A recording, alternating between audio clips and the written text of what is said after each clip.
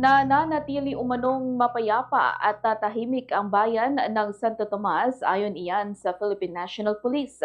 Sa panayam ng Bomboradyo Kawayan kay Police Captain Romel Agabao, ang officer in charge ng Santo Tomas Police Station, sinabi niya na simula noong siya ay may talagang mamuno sa naturang himpilan ay wala pa silang naitala na krimen sa kanilang nasasakupan.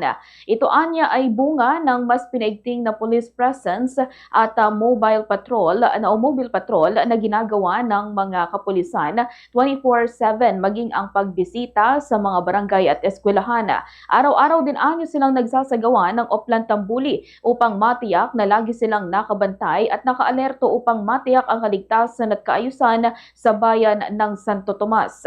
Upang makapagpalaganap ng kamalayan hinggil sa kanilang anti-criminality campaign ay nagpapamahagi sila ng mga flyers at sa pamamagitan ng postings na rin sa social media. Dahil sa zero crime rate, ang bayan ng Santo Tomas ay bihira lang din umano ang natatanggap nilang ulat na kailangang respondehan.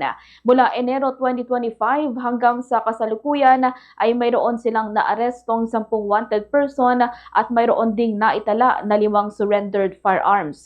Samantala patuloy rin ang kanilang pakikipag-ugnayan sa mga barangay officials at sa mga magulang upang maiwasan ang pagmamaneho ng mga estudyante o minor de edad na gumagamit ng motorsiklo. Ganitong bahagi ng pahayag ni Police Captain Romel Agabao.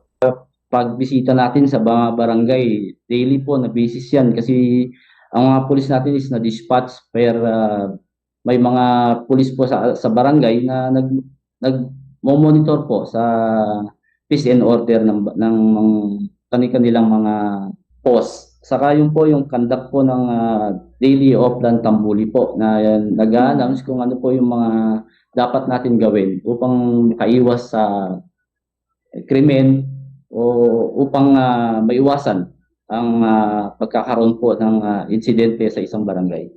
Saka po yung pag-distribute po natin ng mga IC materials sa mga